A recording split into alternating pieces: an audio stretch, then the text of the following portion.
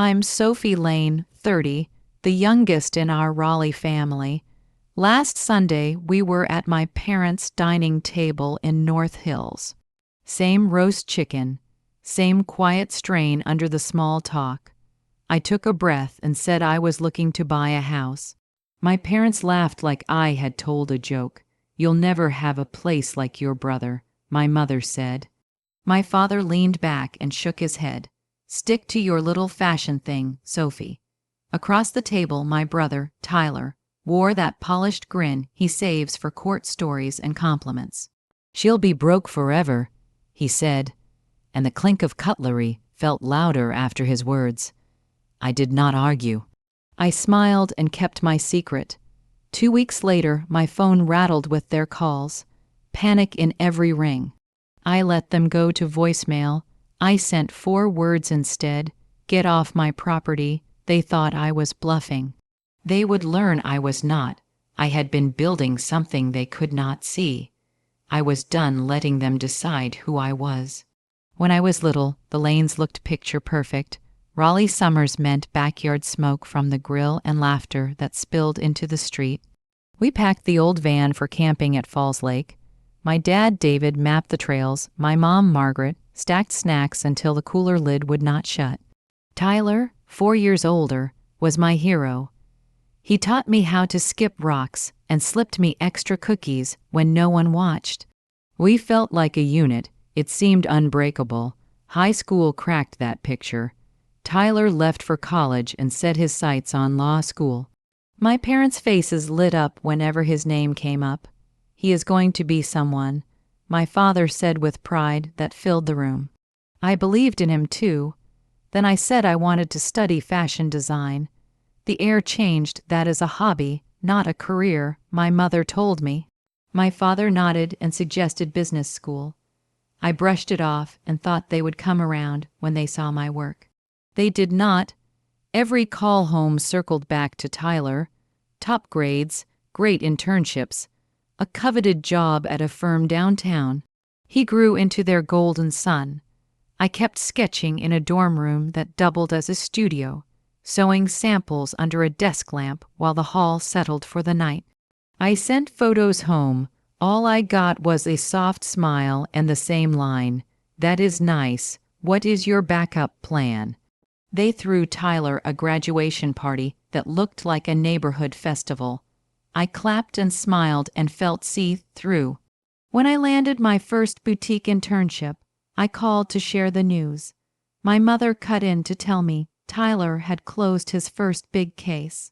"Amazing, right?" I swallowed and said yes. After that, the split only grew.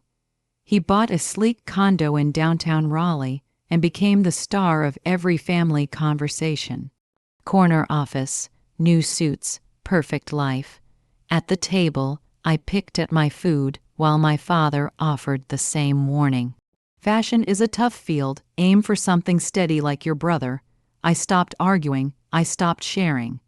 I smiled and built a wall because it hurt less than trying to be seen. Distance gave me room to work. I moved into a small apartment and poured my time into design, an online storefront, and clients who loved clean lines and strong silhouettes. My parents did not ask about it. I stopped volunteering details. They had their world. I was shaping mine. Sunday dinners turned into a weekly test. I drove to North Hills and braced at the door. Tyler leaned back in his chair in a crisp suit and told stories about court wins and rooftop views. My parents praised every detail. "That is our boy," my father said, clapping his shoulder. My mother added that he always made them proud. Then the conversation shifted to me. "Still stitching those dresses, Sophie?" she'd ask. The word dresses dipped in pity. I would mention a project, and my father would steer me toward real estate talk with Tyler. "Fashion is cute," my brother said, and his voice made the word sound like a toy. The table waited for a reaction. I gave them a shrug and kept my plans close. It was not just one dinner. It was every week for a year. His wins, his trips, his car, my work as an afterthought. The time a local fashion blog featured a design of mine. My mother glanced up and said that was nice. Then she pivoted back to Tyler to hear more about a merger. I stopped bringing it up. They said they wanted me to be secure. Practical, my father liked to say. That word clung to everything they told me. Practical meant not me. It meant not my hands, not my ideas, not the hours I was spending to make something real. I learned to listen without letting their words sink in. I left those meals with a fire I channeled into work. I was not ready to show them, not yet, but I knew my time was coming. While they believed I was scraping by, I was building a company. Nights in that tiny apartment, I sketched collections and coded pages and answered customers myself. Etsy orders turned into steady traffic. 2 years ago, I launched my own label, Lane Studio, and the response surprised even me. Minimalist dresses with structure, bold jackets with clean edges, influencers posted, boutiques asked to carry pieces. Then larger retailers reached out. By last year, the business had crossed 7 figures. The only person who knew all of it was Noah Grant, my best friend and business partner. He is sharp with numbers and sees patterns where other people see noise. We met at coffee shops with our laptops and paper cups and mapped sales spikes with a pencil on napkins. "You're crushing it," he kept telling me, grinning at charts climbing like stairs. He handled analytics and operations. I focused on design and brand. When I told him about the Sunday comments, he shook his head. "Keep going. Let the work speak." His belief steadied me. I kept my success quiet at home. Their doubt had become a wall I did not have the energy to climb. Instead, I let their words push me harder. Each time my mother called it a hobby and Tyler smirked about my artsy dream, I went back to my desk and worked later. I was not proving anything to them. I was proving it to myself, and then I decided on a move I knew would change everything. I wanted a house, not just a house, one that would stand in North Hills and say out loud what I had kept private. I scrolled listings like it was a second job. I found a modern place with glass from floor to ceiling, clean lines, and light that poured in at sunrise. Price tag $3 million. It fit my brand. It fit the woman I had become. I called an agent and told almost no one. Noah was the exception. "You are really doing this," he said. "This is your moment." We met bankers. I signed my name more times than I care to count. I ran numbers until the math sang the same answer. The business could carry it. It was still a secret. I looked at photos of the open living room and the long deck and pictured myself there as the owner. I kept my mouth shut at dinner. I planned to let the reveal speak for me. I wanted a housewarming party. Not to rub it in, to change the script. I called a designer named Carmen Ellis, one of Raleigh's best, and walked her through the rooms. "This place is your brand in 3 dimensions," she said, sketching ideas for a marble island and a statement chandelier. We chose velvet sofas, large abstract pieces, and textures that soften the glass. She pulled the whole vision together so every angle felt like Lane Studio. I heard my mother's voice in my head from that dinner. "You will never own a house like your brother." Tyler's line followed. "She will be broke forever." Those words burned hot when I signed the contract. I sent invitations once the install schedule was set. They were simple and clean. "Join me to celebrate my new home."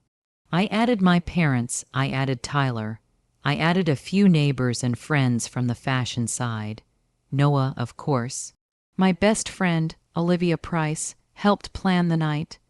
"This is not just a party," she said over coffee. "This is you standing in your life." We chose a smooth jazz playlist.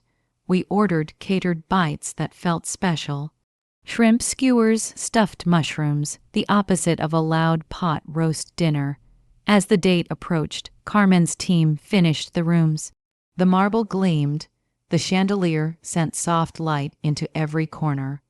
I ran my fingers over the island and imagined my family seeing it. The Sunday before that night, I went to dinner as usual. The guest list was bigger than normal. My parents, Tyler, two of his colleagues from the firm, Emily Carter and Jordan Hayes, a neighbor couple who stopped in. Logan's stories, new suits, and another win filled the table. My mother beamed. My father nodded along to every detail. I waited until dessert, pecan pie on the plates. I said I was thinking about buying a house. The room paused. My mother laughed first. You will never have a place like your brother. The neighbors shifted. Tyler leaned back. She will be broke forever, he said, and his friends chuckled. My father shook his head. Houses here cost millions, Sophie. Be practical. I held his eyes and said I was not joking. Tyler told me to stick to my little fashion thing.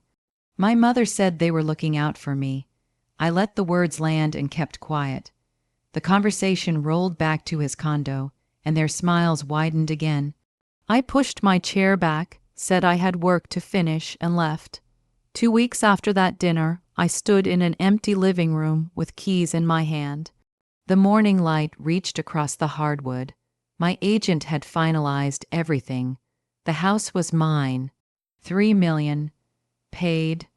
My chest felt steady and light all at once. I was ready to let the walls do the talking. The night of the party, the house glowed. Velvet caught the chandelier. The marble island looked like a film set. The scent of warm appetizers drifted through the room. Friends from Lane's studio mixed with local designers and a few neighbors who had watched the trucks pull up all week. I wore a black dress cut with sharp lines and felt like myself. My phone had filled with voicemails from my mother and Tyler earlier that day. Are you working for someone big? My mother asked. Tyler wanted to know which hotshot I was hosting. I did not answer. The doorbell rang. My parents and Tyler stepped inside and scanned the space. My mother clutched her purse. Who owns this place? She asked. My father's eyes climbed the high ceilings. You are involved with someone wealthy, he said. Tyler smirked. Nice gig, Soph. Working for a big name suits you. I handed them wine and let them sit with their guesses while the room hummed around us. When the timing felt right, I stepped onto the first landing of the stairs and tapped my glass. The room settled. Thank you for coming to celebrate my new home, I said. My parents traded looks. Tyler kept that small grin. I took a breath. This is not someone else's house. It is mine. I bought it. $3 million, paid in full. The sound that followed was a wave, gasps, a dropped whisper. My mother's glass tilted. My father's jaw set hard. Tyler's face went blank and the smirk fell off. You are joking, he said, but his voice did not carry. How? My mother asked, her voice cracking. Your little fashion hobby. I stood steady. Lane's studio built this. My work, my team, my customers. The words were simple, and they cleared years of fog. My father tried to speak and stopped. We did not know you could, he said, then lost the sentence. Tyler forced a laugh that sounded thin. We did not mean all that, he murmured. My mother nodded fast. We are proud, she said, but the words were hollow. I smiled and told everyone to eat. The party moved again. Laughter rose. Glasses clinked. My parents and Tyler stayed. Their talk was quiet and stilted. Olivia leaned over and whispered that I had shaken them. I kept my focus on the guests. Their apologies could wait. The truth was already in the room. 2 weeks later, my doorbell rang. I opened it and found my parents and Tyler on the porch. Faces tight, my mother spoke first. We need your help, she said. Tyler's tech startup investment failed. We backed him. We are in trouble. Tyler stared past me. It is bad, he said. My father looked smaller than I had ever seen him. You are doing well, Sophie. Maybe you could. I did not let him finish. Get off my property. I said it evenly. The words landed and stayed. My mother reached for me. Please, we are family. I shook my head. You did not treat me like family when you laughed at me. You made your choices. You can live with them. I closed the door and stood in the quiet hall until my breath slowed. Olivia had told me to stand in what I built. I was doing that now. After that day, I let their calls fade. I put my attention where it belonged. A new Lane Studio collection launched and sold out in hours. Retailers from Chicago to Miami asked for meetings. I worked late at the Marble Island, sketching beneath soft light, while the house held the calm I had earned. Every stitch felt like a clear answer to years of doubt. In Raleigh, their world shifted. Tyler sold the condo at a loss after the investment imploded. The firm whispered about the risk he had taken. The shine dulled. My parents, who had built their social pride on his success, ran out of small speeches. People in North Hills had been at my party. Word spread. They laughed at Sophie's dreams. Someone murmured at a community event. Look now, my parents' bright stories turned into quiet nods. They carried their own lesson. I did not celebrate their fall. That was never the point. For years I had wanted their approval. Now I understood I did not need it. I let their messages slow. Tyler sent one text that said we did not know. I left it unread. My energy stayed with the people who lifted me while I built. Noah came by with his laptop, and we watched the graphs climb. "You are a force," he said, and his smile reached his eyes. Olivia hugged me over brunch and told me I had made a life they could not touch. Their belief meant more than any late apology. Looking back, I see how their doubt shaped me. Every smirk from Tyler, every practical from my father, every soft pity from my mother, they were sparks. I used them to light a path. I did not build Lane Studio to spite anyone. I built it to honor who I am. The house did not fix old hurts, but it stood as proof that I chose myself when it counted. If you strip away the noise, the story is simple. They decided my limits. I refused to live inside them. They paid for underestimating me with silence where pride used to be. I paid with years of ache and late nights.